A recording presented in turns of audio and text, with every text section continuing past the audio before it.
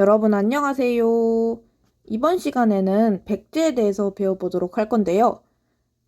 자세하게 배워보기 전에 백제 그래프를 통해서 오늘 무엇을 배울지 간략하게 알려주도록 할게요. 일단은 저번 시간에 배웠던 거를 한번 생각해보면 백제는 누가 세웠다라고 했었죠? 우리 고구려 건국 설화에서 잠깐 이제 등장했듯이 비류랑 온조와 같은 이런 부여 고구려계 유의민이 그 한강 토착 세력과 함께 같이 백제라는 나라를 세웠다고 했잖아요. 그중 비류랑 온조 그 둘 중에 정확하게 말하면 온조가 백제를 세웠습니다. 그래서 온조 왕이 백제를 건국을 했고요. 그리고 고이왕, 여러분 이 고이왕 배웠잖아요. 이 고이왕이 백제의 국가 기틀을 마련을 합니다. 그리고 오늘 배울 내용, 바로 근초고왕부터입니다. 이 근초고왕 시기에 백제는 전성기를 맞이하게 되는데요. 이 전성기 이후에 백제가 큰 위기가 찾아오는데 바로 장수왕의 남진 정책으로 계로왕이 전사하고 한성이 함락됐다는 이제 사실이죠. 그래서 큰 위기가 있다가 조금씩 백제가 다시 부흥을 하기 시작합니다. 동성왕, 무령왕, 성왕을 통해서 점점 다시 세력을 되찾고 부흥을 하다가 이 성왕 때 이 신라의 진흥왕과 같이 한강 유역을 회복하게 되는데, 그런데 이 진흥왕이 배신을 때려가지고 한강 지역을 다 호록 다 먹게 되고 이것에 격분한 성왕이 이 진흥왕을 공격하게 되죠. 하지만 관산성에서 성왕이 죽게 되면서 전사하게 되면서 다시 백제가 그 위기를 맞이하게 됩니다. 요런 형태로 백제가 흥망성쇠한다, 이렇게 보면 될 것 같고요. 그러면 자세하게 한번 배워보도록 하겠습니다. 자, 일단 백제의 전성기왕, 근초고왕에 대해서 배워보기 전에 우리 저번 시간에 배웠던 거 간략하게 복습하고 넘어가도록 할게요. 여러분들 또 다 까먹었잖아, 그지? 자, 여기입니다.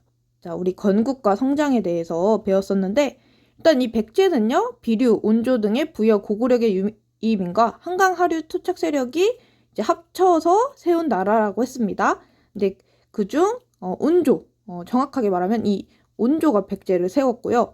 그리고 이 백제는 원래 마한의 소국에서 시작했다고 했었죠. 그 백제국이라는 마한의 소국에서 시작을 했지만 마한을 점차 정복하면서 성장을 했다라고 배웠습니다. 그리고 이제 위례성을 도읍으로 삼았다라는 거. 그리고 백제의 기틀을 이제 잡은 사람, 바로 고이왕입니다. 이 고이왕은 관직과 관리의 등급을 이제 마련했다라고 배웠었는데요. 이게 무슨 말이냐면, 그러니까 이제 국가에 필요한 관리 이런 것들을 만들어요. 이런 관리를 만들고, 이런 관직을 만들고, 그리고 그거를 등급을 매기는 거예요. 뭐 중요한 관리는 뭐 1등급 관리, 2등급 관리, 3등급 관리 이런 식으로 서열을 매겨가지고 이런 관리를 등용을 했다, 이렇게 생각하면 되고, 그리고 점차 이 마한의 소국들을 병합을 하면서 백제가 영토를 넓혀가게 되죠. 자, 그러면 이제 다음 내용인 근초고 왕에 대해서 배워보도록 할게요. 이 백제는요, 전성기가 아주 빨리 왔습니다. 4세기에 전성기가 이제 시작이 되는데요. 바로 그때의 왕, 근초고 왕입니다. 이 근초고 왕 때는요, 이 마한 지역을 대부분 복속했다라고 할 수 있어요. 이 마한을 저번 시간에 봤던 그 지도로 한번 볼게요. 자, 여러분, 여기 보면 이 마한이 있잖아요. 마한 있죠? 이거 말고.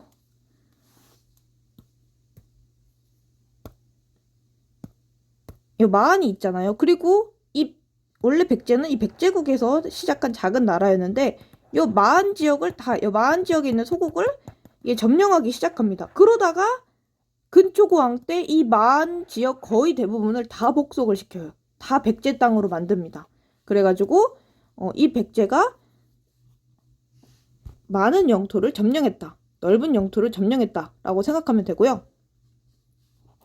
그리고 이 근초고 왕은요, 굉장히 주변 나라와 친하게 지내려고 노력을 했어요. 일단은 이 가야랑도 되게 친하게 지냈고요. 그리고 중국의 동진이라는 나라, 그리고 이제 오른쪽에 지금의 일본과도 굉장히 친하게 지내고 교류도 활발하게 했습니다. 그래서 이 동진, 외랑은 교역을 굉장히 활발하게 해서 동진에 이런 물건을 사다 외에 팔기도 하고, 외의 물건을 사다가 동진에 팔기도 하고, 이런 교역을 많이 했다고 합니다. 지도를 한번 볼까요? 지도를 보면요. 여기 보면 동진이 여기 있고요. 이제 외가 여기 있습니다. 그래가지고 이 동진과 외와 굉장히 활발하게 교류를 했죠. 이 백제 같은 경우에는 여러 나라랑 교류하기가 아주 적합한 곳이에요. 일단은 여기 한강을 가지고 있기 때문에, 한강 유역을 이 백제가 가지고 있기 때문에 중국과도 이렇게 교류하기가 쉽고요. 그리고 일본과도 이제 뭐 교류하기 어렵지 않은 그런 위치에 있었습니다. 그래서 이런 식으로 동진, 이런 뇌와 교류를 활발하게 하고, 그리고 이제 가야랑도 우리 친하게 지내자 하면서 이제 친하게 지냈었던 거죠. 그런데 사이가 안 좋았던 국가가 있었죠. 바로 어디? 바로 고구려였죠. 이 고구려 때 어떤 왕이었어? 근초고왕 때. 우리 바로 얼마 전에 배워가지고 알고 있잖아요. 이 고국원왕이었습니다. 선생님이 설명했을 때 뭐라 그랬어? 이 고국원왕은 이 고구려 왕 중에 제일 불쌍한 왕이라고 했잖아요. 이 고국원왕 때 어떤 나라랑 싸워? 기억나요? 한번 기억해봐. 일단 이 전연 외우기 힘들면요. 이년아 전연아 이렇게 외우세요. 이년아 전연아 이렇게 그 고구려가 이제 가끔 이제 전연한테 선 넘는 거지. 선 넘으면서 이년아 전연아 이렇게 욕을 하는 거야. 그럼 이제 전연이 킹 받잖아. 그지? 어쨌든 외우기 좀 힘들면 이런 식으로 뭐라고 해야 되지? 그 수준 낮게 외우면 되고요. 어쨌든 전연과 이런 갈등도 있었고요. 그리고 백제와 갈등도 있었잖아요. 이 고국 원왕이 북쪽으로는 더 이상 이제 공격하기 힘들고 진출하기 힘드니까 남쪽으로 가야겠다 이런 생각을 해가지고 백제를 압박하기 시작하는데, 근데 그때 압박하려고 했지만 그때 왕이 누구였다? 근초고 왕이었다. 근초고 왕이 뭐야? 백제의 전성기 왕이잖아. 그래서 이 근초고 왕과 고국 원왕이 붙는단 말이에요. 평양성에서 붙는데요. 이 고국 원왕이 백제군이 쏜 화살에 맞아서 죽습니다. 그래서 완전 이 백제가 이 고구려를 KO 승하게 되죠. 그래서 이 한반도의 주도권을 누가 장악했다? 백제가 장악했다. 이렇게 알고 있으면 될 것 같아요. 그래서 이 근초고 왕에서 제일 중요한 거, 이 고국 원왕을 이제 죽였다. 평양성에서. 그래서 한반도의 주도권을 장악했다. 그래서 이 전성기 왕, 근초고 왕 이제 기억해 주고요. 그런데 이렇게 계속 성장을 하다가 이 백제도요, 위기를 맞이하게 됩니다. 바로 장수왕 때, 이 고구려의 전성기였던 장수왕 때 엄청나게 큰 위기를 맞이하게 되는데요. 장수왕은 이제 배웠듯이, 우리 배워가지고 사실 여기 외울 게 없어요. 다 알고 있는 내용이야. 장수왕은 이제 더 이상 위쪽으로는, 중국 쪽으로는 진출하지 않겠다. 이 한반도 밑으로 남진하겠다. 밑으로 진출하겠다. 라고 선포를 하죠. 그러면서 뭐 했어? 바로 평양성으로 천도했잖아요. 국내성이었는데 원래 수도가 평양성으로 수도를 천도를 하고요. 그리고 이제 백제랑 전쟁을 하죠. 그래서 그때 왕이 누구였다? 바로 계로왕이었다. 백제가 이때 당시 왕이 계로왕이었는데, 근데 어떻게 됐어요? 이 장수왕이 백제를 공격해가지고 결국 백제의 수도였던 한성이 함락당하게 됩니다. 거기다가 뭐야? 계로왕도 죽게 되죠. 그래서 백제는 가지고 있었던 이 한강을 고구려에게 뺏기게 됩니다. 아주 이제 부들부들. 아주 백제의 가장 큰 위기가 닥친 거죠. 이 한강 유역은요, 정말 좋은 곳이에요, 위치가. 이 중국으로도 진출하기가 쉽고요. 이 중국의 선진 문물을 받아들이기가 좋은 위치인데다가 그 지역이 땅이 비옥해가지고 농사도 잘 됩니다. 이 한강 지역을 먹으면요, 이 국가가 굉장히 많이 발전할 수 있단 말이에요. 그런데 이 한강 유역을 빼앗겼으니 아주 큰 위기겠죠? 한번 지도를 볼까요? 자, 일단 그 근초고 왕 때 이 백제 지도입니다. 여기 보면 이 백제가 굉장히 큰 영토를 가지고 있었다는 게 보이죠? 그리고 요쪽 이 근초고 왕 때 평양성으로 이제 진격을 하는 거야. 평양성으로 진격을 해서 이 고국 원앙을 전사시키죠. 그런데 이 백제가 어떻게 됐다? 그게 없네? 여러분 잠시만요. 고구려 전성기 때의 지도를 한번 갖고 오도록 하겠습니다. 어딨지? 여기 있다. 여기 있다. 자, 고구려 이 장수왕 때 남진 정책을 통해서 이 국내성에서 이 평양성으로 수도를 천도를 하죠. 그리고 백제를 공격을 합니다. 이 백제를 이제 이거 아니잖아. 아, 돌아버리겠네요. 여러분 잠시만요. 아,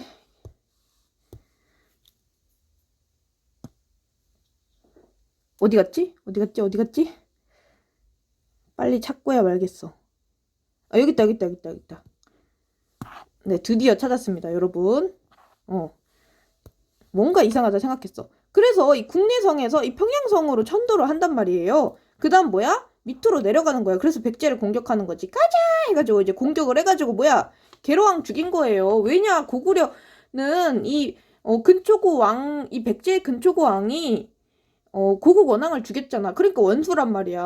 우리 선조를 죽인 이제 원수기 때문에 백제를 이제 복수를 했어야 됐어요. 그래서 이제 공격을 해가지고 이 한성을 먹죠. 한성을 먹고 계로왕을 죽입니다. 그래서 백제는 어떻게 됐냐? 급하게 이 계로왕의 아들이었던 이 문조왕이 급하게 이 한성에서 웅진으로 내려가죠. 그래서 수도가 웅진으로 바뀝니다. 이런 위기를 이제 겪게 되고요. 사실 고구려 때 다 배웠기 때문에 어려울 게 하나도 없다. 그죠? 그래서 이제 수도를 웅진으로 옮겼다. 그런데 이제 수도를 웅진으로 이제 급하게 옮겼잖아요. 계속 혼란이 지속됩니다. 이게 나라가 금방 안정되지는 않았었어요. 왜냐? 일단은 나라가 쑥대밭이 됐잖아. 고구려의 공격으로 수도는 함락당했지, 왕은 죽었지, 급하게 수도는 바뀌었지, 급하게 왕 위에 이제 올랐지, 이제 문조왕도 이제 급하게 올랐지. 사실 금방 안정되기는 쉽지는 않았어요. 그래서 천도한 이후에 왕도 이제 피살당하고 이제 살해당하고 이제 왕권도 이제 약화되고 왕권이 아주 추락합니다. 계속 그런 혼란이 지속돼 있는 상태였죠. 그러다가 백제도 제도약의 발판을 마련을 하게 됩니다. 바로 동성왕 때죠. 이 동성왕 때요. 일단은 우리의 힘만으로는 고구려를 상대할 수 없겠다. 이런 생각이 든 거예요. 이 백제의 힘만으로는 고구려를 상대하기 힘드니까 신라랑 좀 더 동맹을 강화해야겠다. 이런 생각을 합니다. 이 고구려 장수왕이 남진 정책을 하려고 하면서 평양으로 천도를 하니까 그때 이제 백제랑 신라가 위기감을 느껴요. 그래서 백제랑 신라가 이제 동맹을 맺어요. 나제 동맹. 이제 나제 동맹을 맺는데 거기에서 더 나아가서 신라랑 혼인 동맹을 맺습니다. 그래서 신라의 그 최고 관직을 가진 그 사람의 딸과 이 동성왕이 결혼을 해가지고 우리 좀 더 결속력을 다지자 이렇게 한 거지. 우리 백제랑 신라 결속력을 다지고 고구려에 대항하자 이렇게 하는 거야. 그러니까 여러분들 예를 들어 얘가 좀 그렇네요. 예를 들어서 여러분들이 이제 다 컸어요. 이제 커가지고 그 친구의 뭐 오빠나 남동생이 있었던 거지. 친구의 이제 오빠나 남동생이 있었는데 어찌 그 친구의 남동생이나 오빠랑 뭐 썸을 타가지고 이제 결혼을 하게 된 거야. 그러면 이제 뭐야, 친구랑 가족이 된 거잖아. 이제 가족이 되면 뭐야, 더 친해지게 되는 거지. 그지? 그러니까 결혼을 통해서 맺어진 사이기 때문에 이제 가족이 됐기 때문에 더 친하게 지내고 더 결속력을 다질 수 있듯이 이 백제도 신라랑 이런 혼인 동맹을 통해서 결속력을 다지고 앞으로 우리 고구려에 같이 잘 대처해보자 이렇게 했던 거죠. 이제 그리고 이 동성왕 때는요, 신진 세력을 등용해요. 그러니까 새로운 세력을 등용을 해가지고 기존에 있었던 귀족 세력을 견제를 하려고 했는데요. 그러니까 보면 이걸로 할까 그냥? 여러분 기억나요? 그 왕권이 이제 이제 강화되면서 원래 이제 족장들이 있었잖아. 이런 가연족장, 영은족장 이런 애들이 있었잖아요. 그러다 왕권 강화되면서 왕권 이 왕 아래 편입이 되잖아. 이렇게 가연족장, 영은족장 이런 애들이 왕권 아래 이제 왕 아래 편입이 되면서 뭐가 됐었어요? 귀족이 됐었어요. 중앙귀족. 중앙귀족. 그렇지. 그런데 내가 예전에도 얘기했듯이 요런 가연족장, 이런 가연귀족, 영은귀족 이런 친구들이 이 귀족의 자리에 그렇게 만족해 하지 않아요. 언제든지 이 왕위를 이제 노리고 있어. 호시탐탐 노리고 있단 말이야. 이제 빌런들이란 말이야. 이런 가연 빌런, 영은 빌런들 언제든지 이 민주왕의 지위를 호시탐탐 노리고 있습니다. 그래가지고 안 그래도 백제가 지금 혼란스러워가지고 왕권도 약화된 상황에서 이 영은 귀족, 이런 가연 귀족이 이제 자꾸 나대잖아요. 이제 짜증나잖아요. 그래서 안 되겠다. 이제 나를 지켜줄, 나를 지지해줄 새로운 세력을 등용을 해야겠다. 이렇게 생각을 한 거죠. 이 민주왕이. 그래가지고 이런 여러 신진 세력을 등용을 합니다. 그래서 누구 있어? 이런 민체, 뭐 하경이 또 누구, 뭐 선아, 이런 친구들을 이제 등용을 해가지고 내 권한을 강화시키려고 했었던 거죠. 민주왕이. 그래서 이런 식으로 왕권 강화를 꾀합니다. 근데 이 동성왕이 사실 이러다가 죽어요. 이러다가 이제 죽임을 당합니다. 예, 이제 얘는 이제 죽임을 당하고요. 그리고 그다음 이제 무령왕. 이 무령왕 시기 때 좀 더 백제가 재도약을 하게 되는데요. 이 무령왕 시기 때 먼저 경제적 안정을 꾀하기 위해서 농업 생산을 독려합니다. 닌겐들아 얼른 농사를 지어라라고 막 하면서 이제 독려를 해가지고 이때 먹고 사는 방법이 다 이제 농사 지어가지고 먹고 사는 거예요. 나라의 그런 이런 경제도 다 농사를 통해서 이루어졌단 말이야. 뭐 당연히 이제 대외 교류 이런 거 교육 같은 것도 있었지만 근본은 농사야, 농사. 그래야지 백성들이 먹고 살지. 그렇지 않겠어요? 그래서 농업 생산을 독려를 해서 경제적인 안정을 하려고 하고요. 그리고 이 국가에 여러분 이런 백제가 있으면요. 이렇게 백제가 있으면 이 지방에 행정구역을 설치를 합니다. 22개의 행정구역을 설치를 해서요. 여기다가 왕족을 파견을 합니다. 왕족은 뭐야? 왕의 이제 친척이라고 할 수 있잖아. 그래서 이 왕족들에게 이 각각의 지방을 다스리게 한 거죠. 이거를 이제 담로라고 합니다. 담로. 좀 다시 이렇게 보면 이제 백제 여러 지방에 이런 담로 22개의 담로를 설치를 해서 여기 이제 왕족을 파견하는 거야. 그래서 무슨 왕족 누구 해서 이 지방을 다스리게 해가지고 지방 통제를 하려고 했었던 거죠. 그 전에는 막 각각의 이런 뭐 부족장들이 다스린다든지 뭐 이제 정신이 없었어요. 이 백제의 체계가 없었다면 이제 행정구역을 이제 정비한다고 생각하면 돼요. 우리 중앙집권 체제의 그 부분 배웠었잖아요. 거기서 지방행정제도의 정비 부분 기억나나요? 중앙집권 국가의 특징 중에 지방행정제도의 정비 요거 배웠었단 말이죠. 그래서 행정구역을 설치를 해가지고 왕이 이런 관리를 파견해가지고 직접 다스리려고 하잖아. 이 백제도 그런 과정을 이제 밟는 거예요. 22개의 그런 행정구역, 담로라는 행정구역을 설치해가지고 자신의 이런 친척들, 왕족을 이제 파견을 해가지고 거기를 다스리게 했던 거죠. 그래서 지방 통제를 강화하려고 했었다. 그리고 다른 나라랑 교역을 많이 합니다. 무령왕 때. 그래서 남조의 이런 양나라, 그리고 일본, 외랑도 외교 관계를 이제 강화를 하죠. 이거 지도를 봐야 될 것 같아. 여러분, 근데 남조랑 그 북조가 뭔지 아직 좀 이해가 안 되죠? 이 북조랑 남조가 뭐냐면, 저번 시간에도 나왔지만 한번 선생님 설명을 해주면, 여기가 이제 중국이거든요? 여기가 중국이면 이 중국을 이렇게 반으로 나눠요. 그래서 여기가 북쪽이지. 그리고 여기가 남쪽이잖아요. 그래서 이 북쪽에 있었던 여러 나라들을 북조라고 하고요. 이 남쪽에 있었던 중국의 여러 나라를 남조라고 합니다.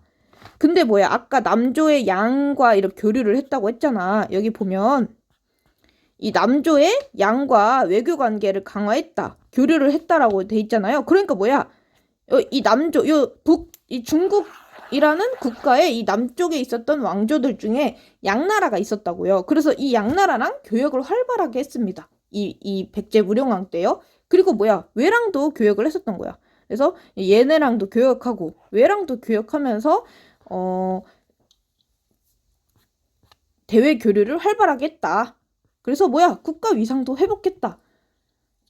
이제 이렇게 여러 나라랑 교육을 한다는 것은 국가의 위상이 어쨌든 회복이 됐다는 거잖아요. 여러분, 찐따, 만약에 이제 백제가 계속 찐따로 남아있어. 너무 약해, 빌빌거려. 그러면 이제 다른 나라랑도 교육 못해요. 다른 나라가 교육 안 해주는지, 넌 찐따여가지고, 너랑 교육 안 해! 이렇게 할 거 아니야. 그런데 이제 백제가 어느 정도 부흥을 했기 때문에, 양나라도 이제 교육을 해주고, 이제 외도, 이제, 백제님, 저희 뭐 선진문물 좀 주세요. 이렇게 할 수 있는 거예요.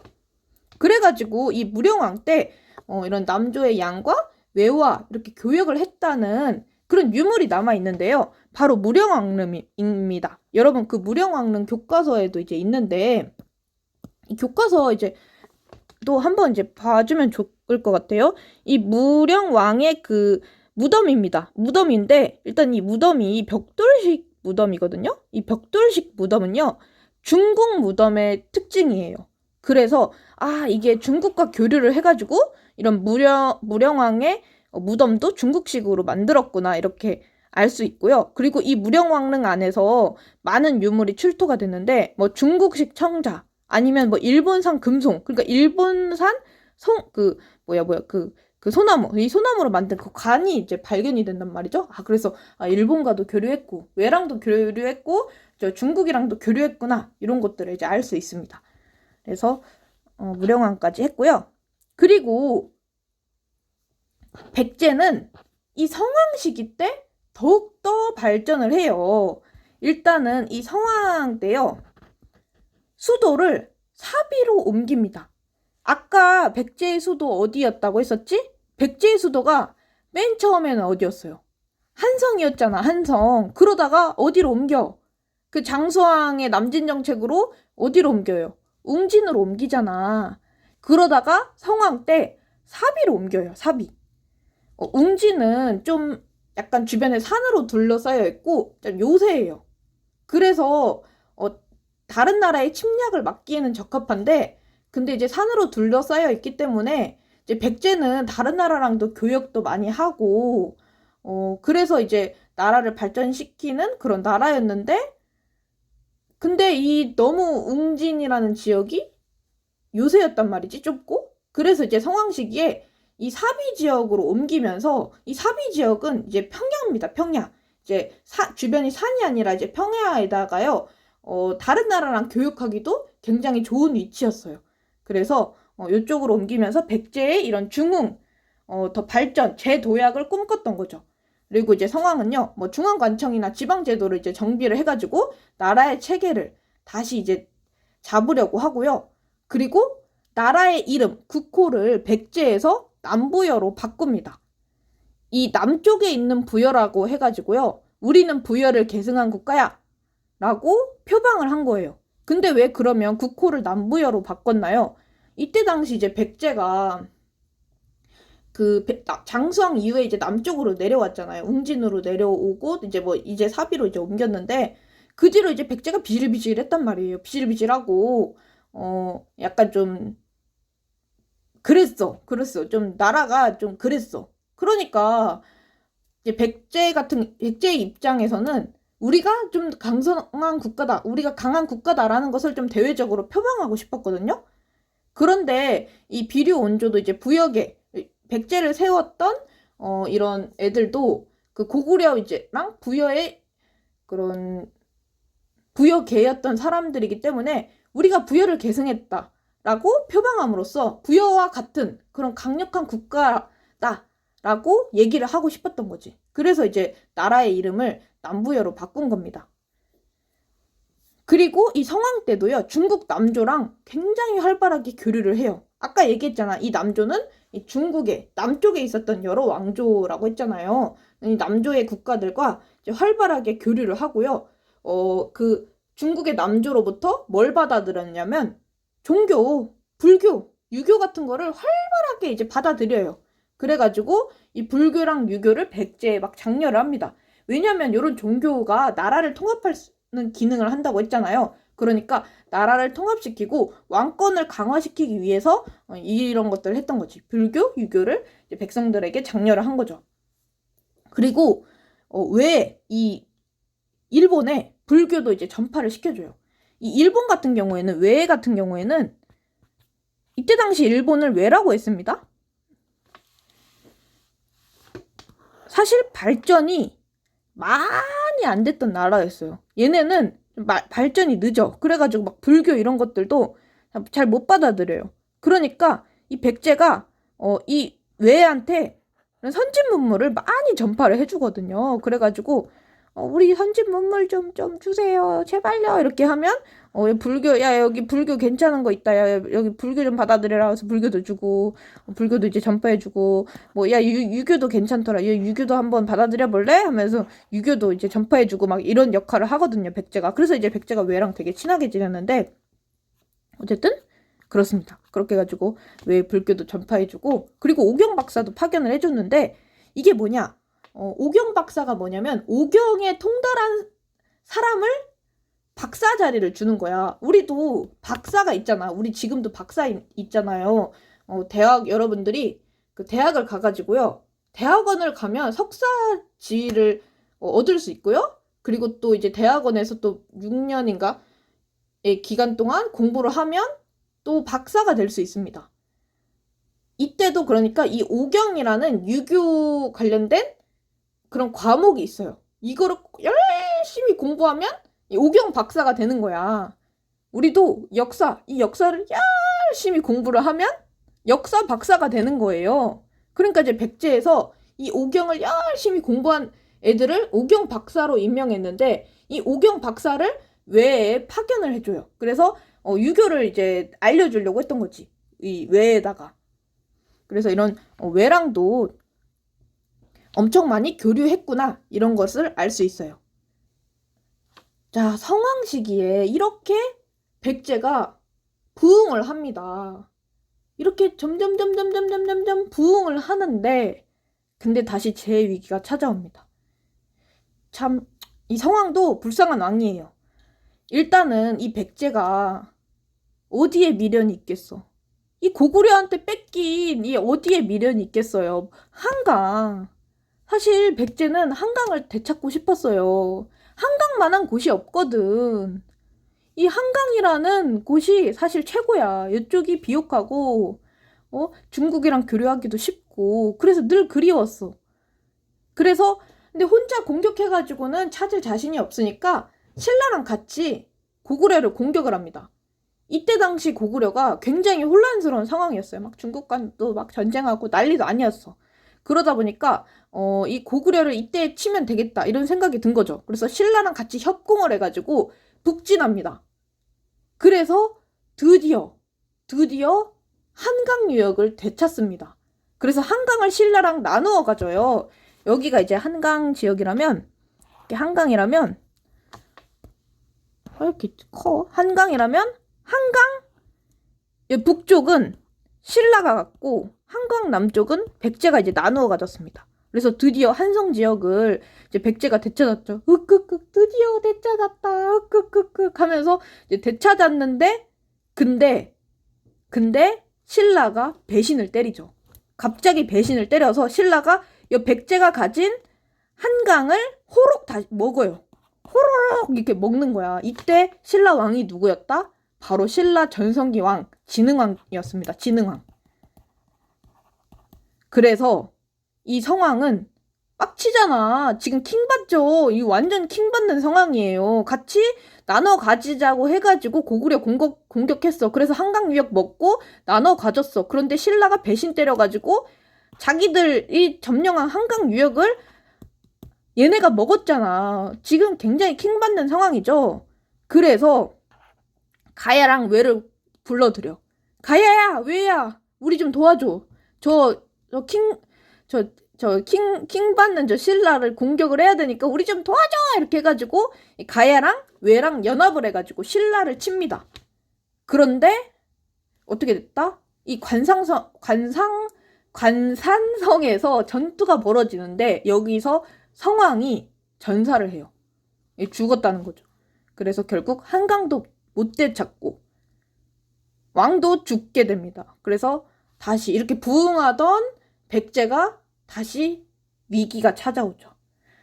불쌍한 왕이에요, 성왕이.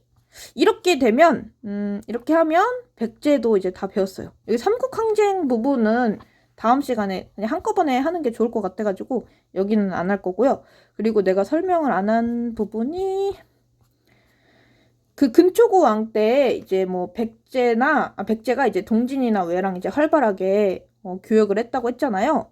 그거를 이제 보여주는 유물이 하나 있어가지고요. 요겁니다. 여러분 이 칠지도 정도는 기억을 해두면 좋을 것 같아요. 이 칠지도가 뭐냐면 이거 일본에서 발견된 유물인데요. 이 백제가 일본한테 하사한 칼입니다. 외한테 하사한 칼이에요. 그래서 이게 일본에서 발견됐고, 그러니까 백제가 이제 일본한테 여러 그런 문화를 전파를 해줬다라는 그런 그런 사실을 알 수 있는 유물이라고 할 수 있어요.